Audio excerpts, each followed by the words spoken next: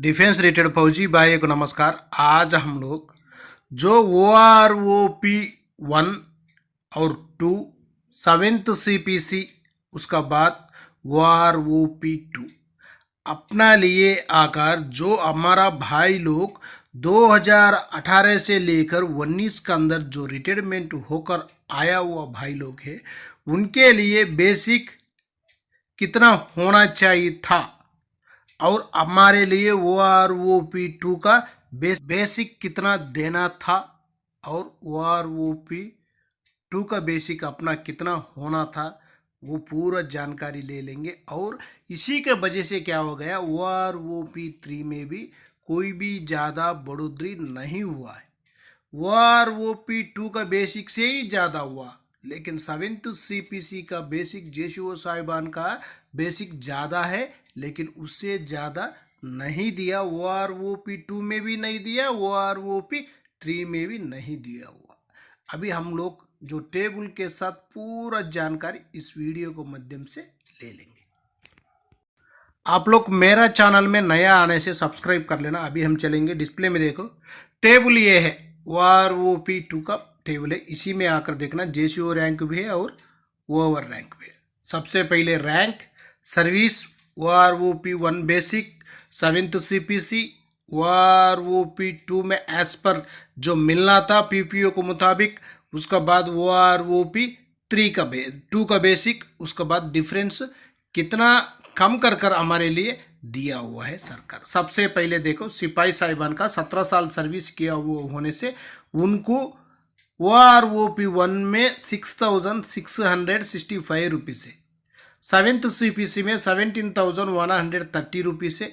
वही OROP 2 में actually 2018 से लेकर 19 तक जो रिटायरमेंट होकर आया हुआ भाई लोग का उनका पेंशन आकर 21,325 रुपीज़ उनका बेसिक है। उसका बाद क्या हो गया, लेकिन सरकार हमारे लिए दिया हुआ बेसिक है 18,807 रुपीज़। इसमें कितना माइनस कर कर दिया था, 2,518 रुपीज़। हमारे लिए जो OROP 2 में जो सही बेसिक 21,325 देने से अभी OROP 3 में भी ज़्यादा बढ़ोतरी होना था। इसी टेबल में एक बार आप लोग देख लेना सभी बेसिक का, सिपाही से लेकर ऑर्डिनरी कैप्टन तक इसी में बेसिक है। आप लोग एक बार जानकारी ले लेना। और इसका बाद देखो जो OROP 3 का टेबल है, OROP 3 का टेबल है। इसी में देखना 15 से लेकर 16 साल 6 महीना सर्विस किया हुआ सिपाही साहिबान के लिए उनका बेसिक 18,807 रुपीज़ है। लेकिन एक्चुअली उनको OROP 3 में जो मिला हुआ बेसिक कितना है, 20,325 रुपीज़। डिफरेंस कितना आया, OROP 2 से ज़्यादा कितना है, OROP 3 में 1,518 रुपीज़ का बेसिक में बढ़ोतरी हुआ है। क्यों बोलने से OROP 2 में ही ज़्यादा कम कर कर दे दिया, उसी के वजह से क्या है 3 में भी कम कर कर वही लेवल में आ गया। और 4 में भी जाने से और भी थोड़ा कुछ 500-600 का बढ़ोतरी कर कर ही दे देगा। क्यों बोलने से आपको मैं दिखाया हुआ टेबल में देख लेना, इसी टेबल में भी देख लेना।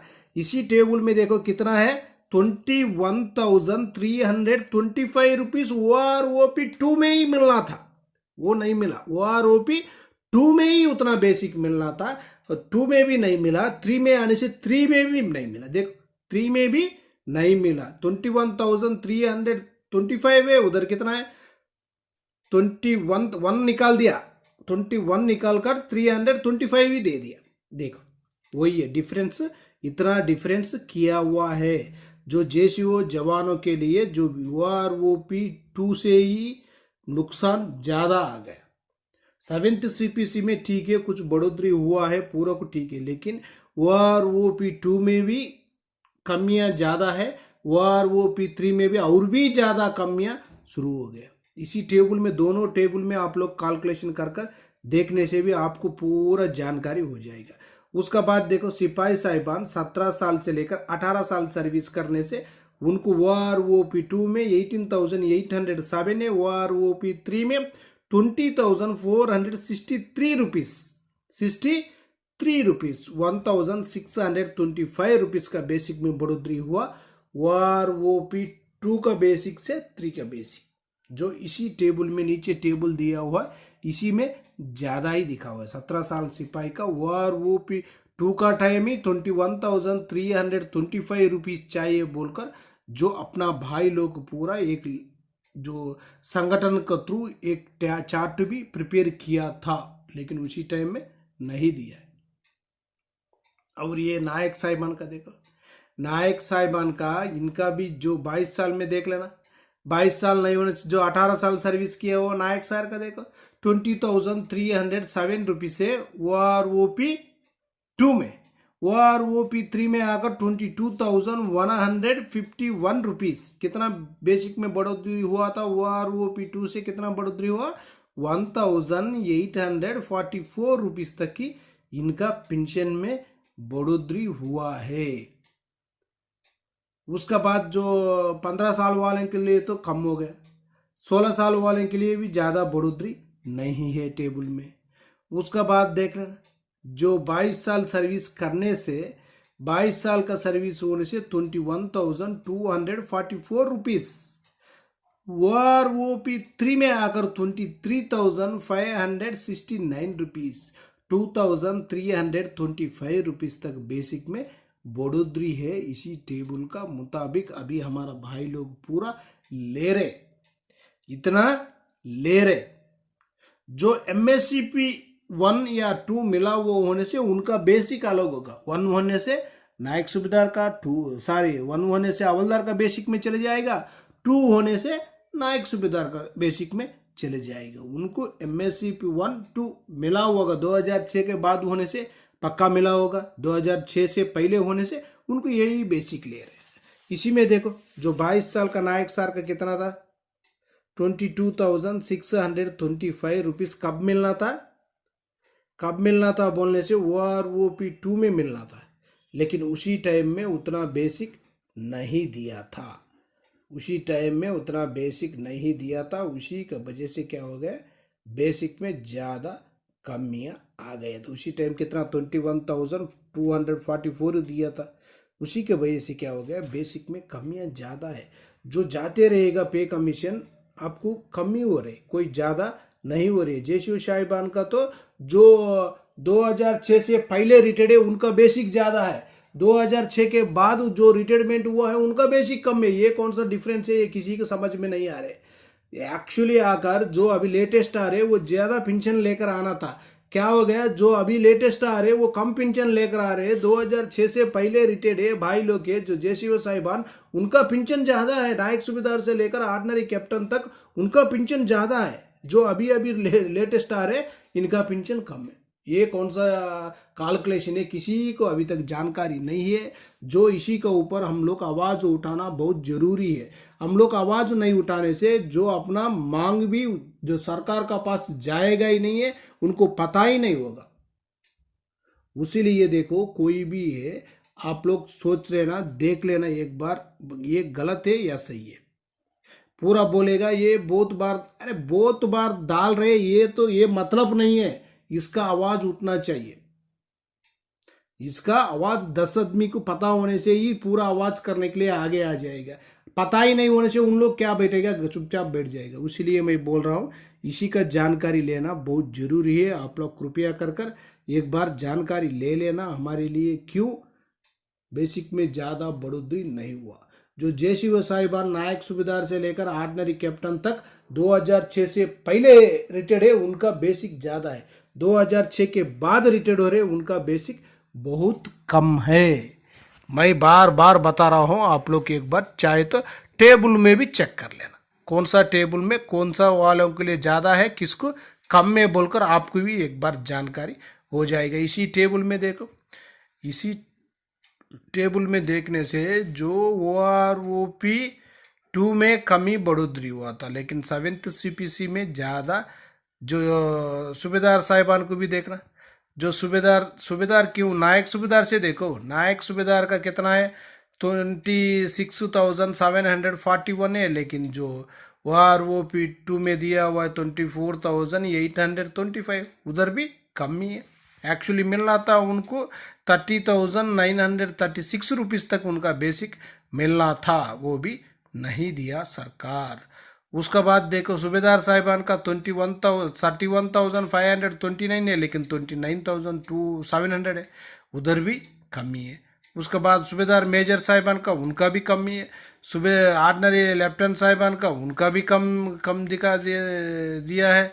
उसके बाद सूबेदार ऑर्डनरी कैप्टन साहिबान का उनका भी कम कर दिया, 1,000 क्या 1,200 तक माइनस में। जो इसमें सहयोगी रहे हैं के साथ मिलके जंतर मंतर पे एक बहुत बड़ा प्रदर्शन किया, जो उस समय तक का सबसे बड़ा प्रदर्शन था। उसके बाद तमाम संगठनों ने अपने अपने तरीकों से जेसीयू एनसीयूआर के आवाज को बुलंद करते रहे। हम लोग भी, चाहे पदयात्रा हो, चाहे कोर्ट हो, चाहे निगोशिएशन हो, चाहे रामलीला ग्राउंड में प्रदर्शन हो, चाहे जंतर मंतर पे प्रदर्शन हो, चाहे और भी तरीके हैं, लोगों को जागरूक करते रहे हैं, सैनिकों को जागरूक करते रहे हैं और सरकार तक अपनी बात पहुंचाते रहे हैं, दबाव बनाते रहे हैं।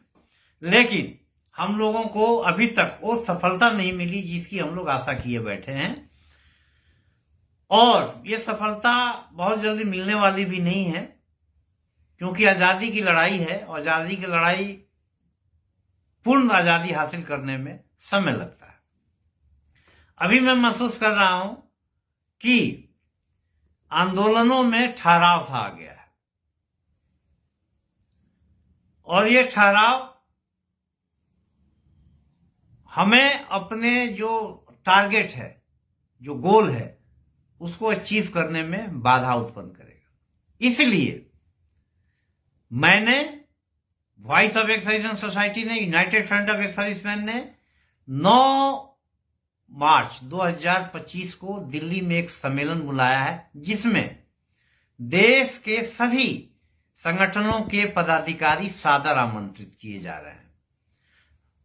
जगह की बुकिंग की जा रही है। जगह का बुकिंग होते ही इसका इंटीमेशन सभी को दे दिया जाएगा। फॉर्मली उनको पत्र भी लिखा जाएगा, जो व्हाट्सएप के माध्यम से भेजा जाएगा, और वे तरीके से उनको संपर्क किया जाएगा। तो मैं एक बार फिर सभी संगठनों से आग्रह कर रहा हूं कि 9 मार्च को दिल्ली में एक बैठक जो बुलाई जा रही है, उसमें सादर भाग लें, और आगे की रणनीति क्या हो, आंदोलनों में जो ठहराव आया है, इसको कैसे दूर किया जाए, कोर्ट में मामले को कैसे, कौन कौन से मामले को आगे बढ़ाया जाए, या और कौन से कभी जुड़ा व्यक्ति जो एडवोकेट होने का दावा कर रहा है, एडवोकेट है, कह रहा है कि मैं वाई ग्रुप को एक्स ग्रुप का पे दिला दूंगा, वाई ग्रुप के हैं, उनको एक्स ग्रुप का पे दिलाने का वादा कर रहा है। आप इस तरह के किसी झांसे में ना आए। कुछ लोग वॉइस के नाम का गलत इस्तेमाल कर रहे हैं, हमारी संज्ञान में बात आ रही है, हम लोग उनके खिलाफ कार्रवाई भी करेंगे। और उस व्यक्ति ने एक ईमेल भी खोल रखा है, voiceofexserviceman1@gmail.com, और वॉइस का नाम का इस्तेमाल कर रहा है।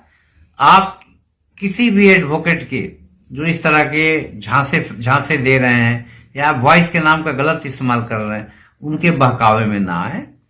ये लोग पहले ही जेसीओ जवान के कौज को बहुत बुरी तरह से अपने फायदे के लिए नुकसान पहुंचा रहे हैं।